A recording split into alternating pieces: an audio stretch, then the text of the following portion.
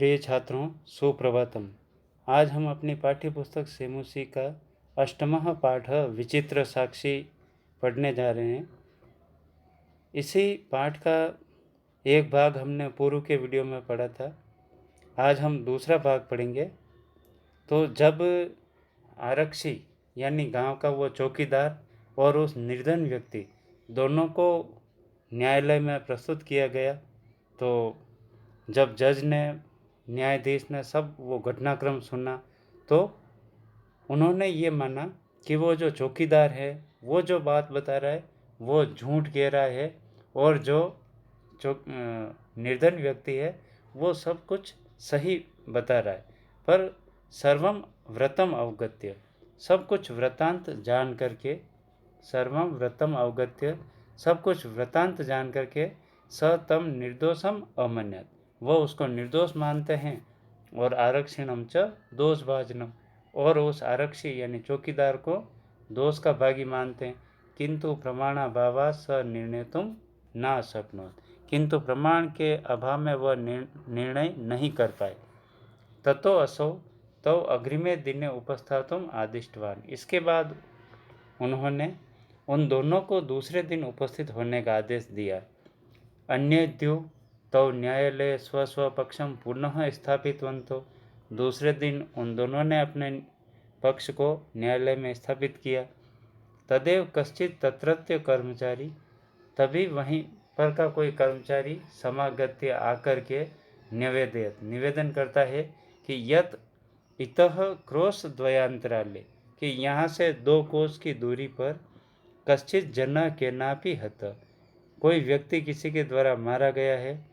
तस्य मृत शरीरम, उसका मृत शरीर राजमार्गम निक्षा वर्तते, राजमार्ग के निकट पड़ा हुआ है। आदिश्यताम किम करणीयम इति, आप आदेश दीजिए कि क्या किया जाए।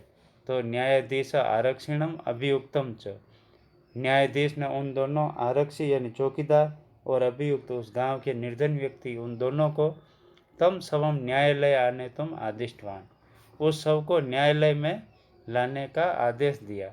यहाँ तक हम पूर्व के वीडियो में पढ़ चुके थे। आज हम दूसरे भाग में यहाँ से पढ़ रहे हैं। आदेशम प्राप्य उभो प्राचलताम, आदेश प्राप्त करके वो दोनों उस शव को लाने के लिए चल पड़े। तत्रोपेत्य, तत्र उपेत्य, वहाँ पर रखे हुए, तत्र प्लस उपेत्य, वहाँ पर रखे हुए,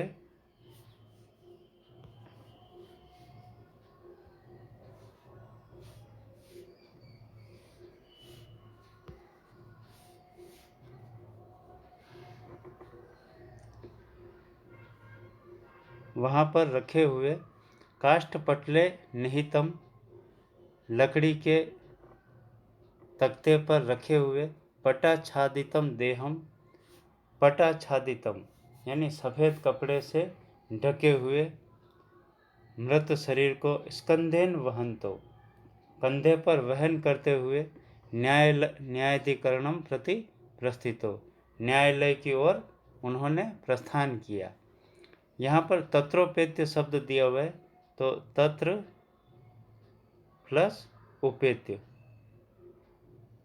यहाँ पर गुण संधि होगी, तत्र प्लस उपेत्य।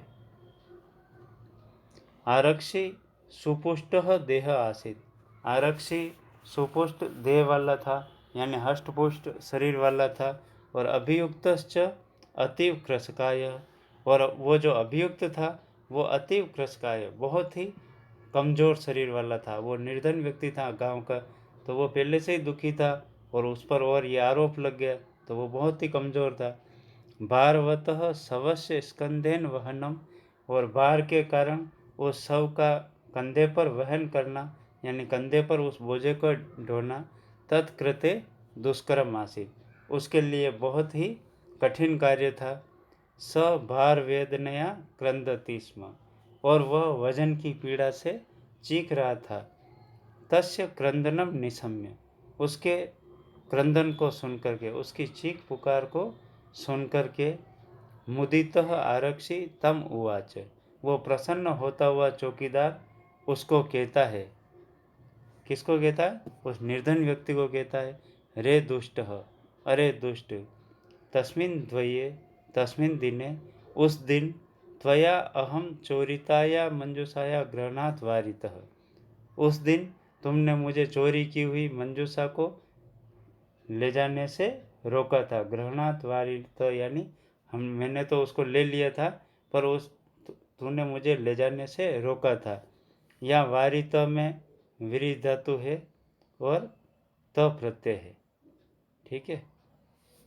इदानीं निज कृत्यस्य फलं भुक्ष्व, अब तुम अपने करने का फल भोगो।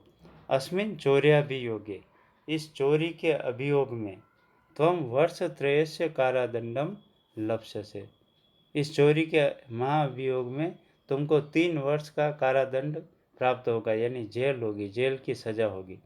इति प्रोच्य, ऐसा कह करके उच्च ही अहसत, जोर जोर से ऊंचे स्वर में हंसने लगा। यथा कथनचित, जैसे कैसे भी, उभो शवम आनीय, वे दोनों उस शव को ला करके एकस्मिन चत्वरे स्थापितवन्तो, एक चबूतरे पर स्थापित कर देते हैं। न्यायालय में कोई एक चबूतरा बना हुआ था, वहाँ पर वो उस शव को रख देते हैं। न्यायाधीशेन पुनः तौ घटनायाः विषये वक्तुम् आदिष्टो, न्यायाधीश ने पुनः उन दोनों को, पुनः तौ लिखा हुआ है तो पुनः प्लस तौ, यहाँ पर सत्व विसर्ग संधि हो रही है। वक्तुम आदिष्टो, वच धातु तुमुन प्रत्यय, वच धातु और तुमुन प्रत्यय है।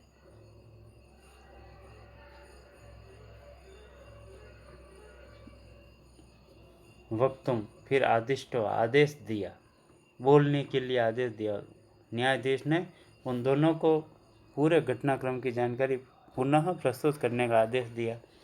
आरक्षिणी निज पक्षम प्रस्तुतवती, चौकीदार जब अपना पक्ष प्रस्तुत कर रहा था, यानी अपनी बात बता रहा था, आश्चर्यम अघटत, तभी एक आश्चर्यजनक घटना घटी। सह शवः, वह शव, प्रावारकम अपसार्य, यानी उस सफ़ेद कपड़े को, उस कफन को दूर हटा करके, कपड़े को हटा करके, न्यायाधीशम अभिवाद्य निवेदितवान, न्यायाधीश को अभिवादन करके निवेदन करने लगा। यानी वो सब उठ खड़ा हुआ, कपड़े को दूर फेंका और न्यायाधीश को प्रणाम करके बोला, मान्यवर, हे श्रीमान, एतेन आरक्षिणा, इस आरक्षी ने, इस चौकीदार ने, अध्वनि, जो कुछ भी कहा है, यद उक्तम तद वर्णयामि, वही मैं वर्णन कर रहा हूँ। अब उस चौकीदार ने उस निर्धन व्यक्ति को जो जो बातें बताई, वो सब वहाँ पर कपड़ा हटा करके बोल रहा है कि त्वया अहम चोरिताया हम मंजूषाया, तुमने ही मुझे चोरी की हुई उस पेटी को ग्रहणाद्वारितः, ले जाने से मुझे रोका था। अतः निज कृत्य से फलम भुक्ष्व, अब तुम अपनी करने का फल भोगो। अस्मिन चौर्याभियोगे, इस चोरी के अभियोग में, चोरी प्लस अभियोगे, चौर्याभियोगे, तो यहाँ पर चोरी प्लस अभियोगे, ई अ को य होकर के यण संधि होती है। तुम वर्ष त्रय से कारादंडम लप्स्यसे, तुम 3 वर्ष का कारागार यानी जेल की सजा भोगोगे। इति, तो न्यायाधीश आरक्षिण कारादंडम आदेश्य, न्यायाधीश ने उस चौकीदार को जेल की सजा का प्रावधान सुना करके, जेल की सजा सुना करके, तम जन्म, उस व्यक्ति को, उस गांव के व्यक्ति को, ससम्मानम मुक्तवान, सम्मान के सहित विदा कर दिया, उसको छोड़ दिया। मुक्तवान, यहाँ पर मुच धातु है और तवतु प्रत्यय है। मुच धातु तवतु प्रत्यय। अतएव उच्यते, इसलिए कहा जाता है कि दुष्कराण्यपि कर्माणि मति वैभवशालिनः नीतिं युक्तिं समालम्ब्य लीलयैव प्रकुर्वते। मैं कुछ संधि पद है उनको विच्छेद कर देता हूँ, उसके बाद हम अन्वय करके अनुवाद करेंगे। आपको इस श्लोक का अन्वय नहीं लिखना है, सीधा आपको अनुवाद ही लिखना है। तो दुष्कराण्य पे लिखा हुआ है, तो दुष्कराणि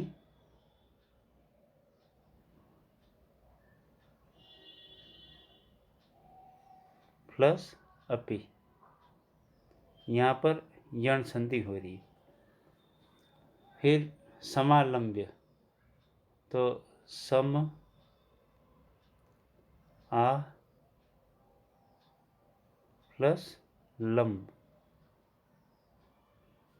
लंब धातु है और ल्यप प्रत्यय है।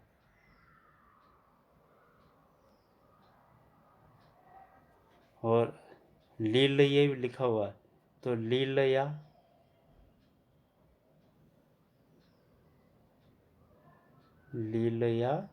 प्लस एव, यहाँ पर वृद्धि संधि होती है। ठीक है, अब हम इसका अन्वय करते हैं कि मति वैभवशालिनः, पहला शब्द ये होगा मति वैभवशालिनः नीतिम युक्तिम समालंब्य, नीतिम युक्तिम समालंब्य दुष्कराणि कर्माणि अपि,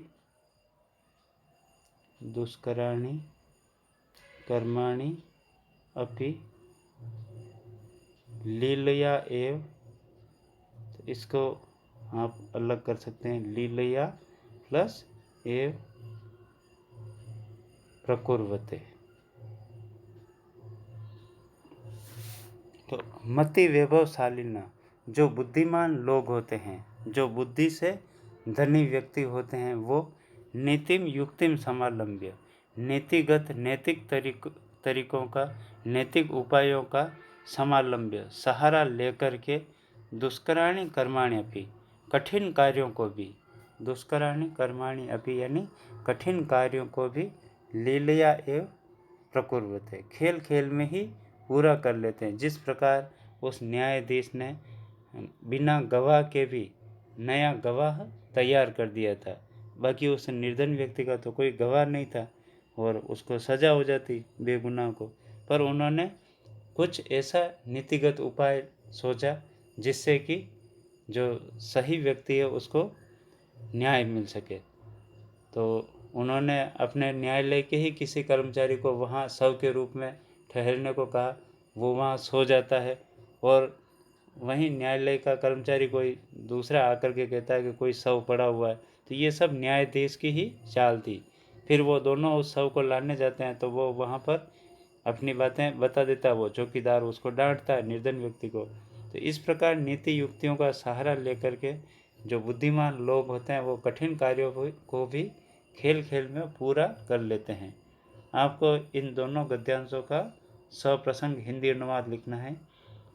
इसके प्रश्नोत्तर देखें, प्रश्नोत्तर बिल्कुल सरल हैं और आपको PDF फाइल के माध्यम से पूरे प्रश्न भेजे जा रहे हैं। एक पदेन उत्तरतः कीदृशे प्रदेशे पदयात्रा न सुखावहा, तो विजने प्रदेशे, कैसे प्रदेश में यात्रा नहीं करनी चाहिए, तो सुनसान एकांत प्रदेश में नहीं करनी चाहिए यात्रा, विजने प्रदेशे, ये इसका उत्तर है।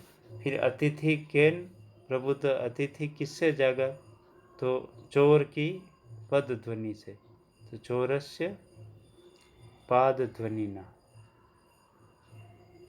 पाद ध्वनिना। फिर कृषकायः क आसीत्, कमजोर कौन था, तो अभियुक्तः, कृषकाय कौन था, तो अभियुक्तः, जो गांव का निर्धन व्यक्ति था वो बिल्कुल कमजोर था। फिर न्यायाधीश कस्मै कारादंडम आदिष्टवान, तो आरक्षी ने उस चौकीदार के लिए जेल की सजा सुनाते हैं, आरक्षी ने, यहाँ चतुर्थी विभक्ति लगी। कम निक्सा मृत शरीरम आसीत, किसके पास में था? तो राजमार्गम निक्सा, उत्तर होगा राजमार्गम।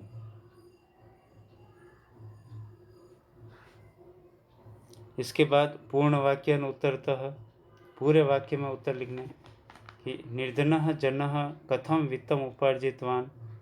तो निर्धनः जनः भूरि परिश्रम्य वित्तम उपार्जितवान। निर्धन व्यक्ति कठोर परिश्रम करके धन कमा लेता है। फिर जनः किमर्थम पदाति गच्छति, वह व्यक्ति किस लिए पैदल जाता है?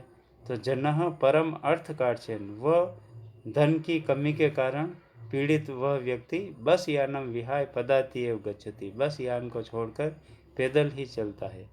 प्रसृते निशांतकारे, चारों तरफ रात्रि का अंधकार फैल जाने पर स किम अचिंत्यत, वह क्या सोचता है?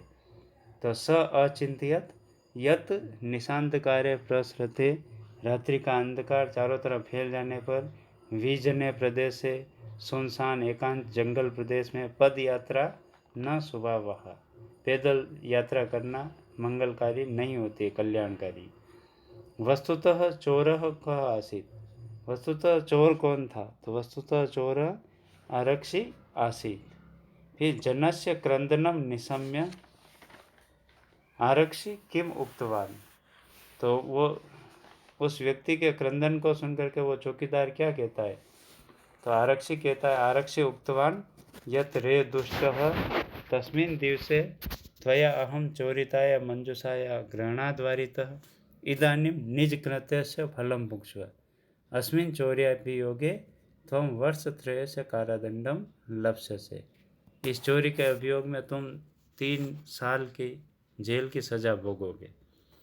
फिर मति वैभवशालिन दुष्कराणि कर्माणि कार्याणि कथम साधयन्ति, तो बुद्धिमान लोग कठिन कार्यों को कैसे कर लेते हैं?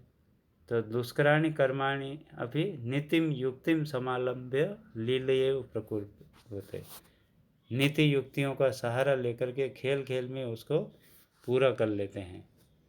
फिर प्रश्न निर्माण है, तो प्रश्न निर्माण में आप पूर्ण वाक्य में प्रश्न बनाएं रेखांकित पदों पर, जैसे पुत्रम द्रष्टुम सप्रस्थितः, तो यहाँ पर आएगा कम द्रष्टुम सप्रस्थितः। फिर दूसरा है करुणा परो ग्रही तस्मै आश्रयम प्रयच्छत, तो यहाँ तस्मै की जगह आ जाएगा कस्मै, कस्मै यानी किसके लिए। फिर चौरस्य पाद ध्वनिना, तो कस्य पाद ध्वनिना। फिर बंकिम चंद्र, तो यहाँ पर नाम विशेष है तो कह। फिर बार वेदनया तृतीय विभक्ति है, तो यहाँ पर होगा कया। फिर चत्वरे स्थान है, तो ये स्थानवाची अव्यय में कुत्र लग जाएगा, ठीक है। फिर चौथा प्रश्न है यथा निर्देशम उत्तरतः, आदेशम प्राप्य उभौ अचलताम अत्र किम कर्तृपदम, यहाँ पर कर्ता पद कौन सा है? आदेश प्राप्त करके वे दोनों चल पड़े, तो कौन दोनों चल पड़े? तो उभौ, ये कर्तृपद है। एतेन आरक्षिण अध्वनि यद उक्तम तद वर्णयामि, अत्र मार्गे इत्यर्थे किम पदम प्रयुक्तम, इस आरक्षी ने, इस चौकीदार ने अध्वनि रास्ते में यद उक्तम जो कुछ कहा तद वर्णयामि, वही वर्णन करता हूँ। तो रास्ते में या मार्ग में एक ही शब्द है, तो अध्वनि शब्द मार्ग के स्थान पर प्रयुक्त हुआ है। फिर करुणा परो ग्रही तस्मै आश्रयम प्रायच्छत, अत्र तस्मै इति सर्वनाम पदम कस्मै प्रयुक्तम, करुणा परो ग्रही उसके लिए आश्रय प्रदान करता है, तो यहाँ तस्मै शब्द किसके लिए? तो अतिथये, सही शब्द होगा अतिथये, अतिथि के लिए। ततो असौ तौ अग्रिमे दिने उपस्थातुम आदिष्टवान, इसके बाद उन्होंने तौ उन दोनों को अग्रिमे दिने उपस्थातुम आदिष्टवान, दूसरे दिन उपस्थित होने का आदेश दिया। अस्मिन् वाक्य किम क्रियापदम, क्रियापद क्या है? तो आदिष्टवान क्रियापद है। फिर दुष्कराणि अपि कर्माणि मति वैभवशालिन अत्र विशेष्य पदम किम, तो कर्माणि विशेष्य पदम, ठीक है। ये यहाँ पर आपके यथा निर्देश वाले ये सभी कंप्लीट हो जाते हैं। संधि पद या संधि विच्छेद ये आपको पूरे पाठ में सभी मैंने बता दिए हैं। फिर छठे में अधोलिखितानि पदानि भिन्न भिन्न प्रत्ययान्तानि सन्ति तानि पृथक् कृत्वा निर्दिष्टानां प्रत्ययानाम अधोलिखत, तो ये आप जानते हैं, आराम से आप लिख पाएंगे। प्रत्ययों को आपने अच्छी तरीके से पढ़ा है। फिर ये वचन परिवर्तन का है, जो एक वचन का है वो बहुवचन में इनको निर्देशित करना है। फिर सातवें का देखिए, आपको यथा निर्दिष्टां विभक्तिं प्रयुज्य रिक्त स्थानानि पूर्यत, ग्रह शब्द है पंचमी विभक्ति, तो क्या शब्द हो जाएगा? ग्रह शब्द का पंचमी विभक्ति गृहात, यहाँ पर सही शब्द हो जाएगा गृहात। बस ये वाक्य पूर्ति हो गई। फिर अतिथि शब्द का चतुर्थी विभक्ति तो अतिथये।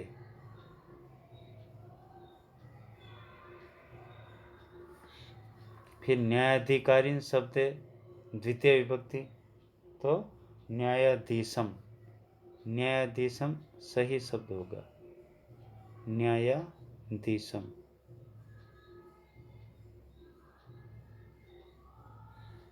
फिर इदम शब्द का सप्तमी विभक्ति अस्मिन,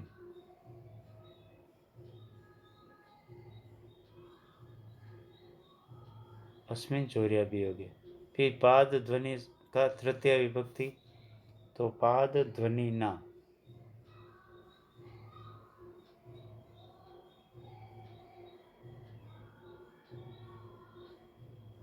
पाद ध्वनि ना। इस प्रकार ये सभी प्रश्न कंप्लीट हो जाते हैं, व्याकरण ज्ञान के प्रश्न भी। आप सब इन प्रश्नों को व्याकरण ज्ञान टिप्पणी सहित कंप्लीट कीजिए, सप्रसंग अनुवाद लिखिए और अपनी अभ्यास पुस्तिकाओं में इन कार्य को कंप्लीट करें। धन्यवाद।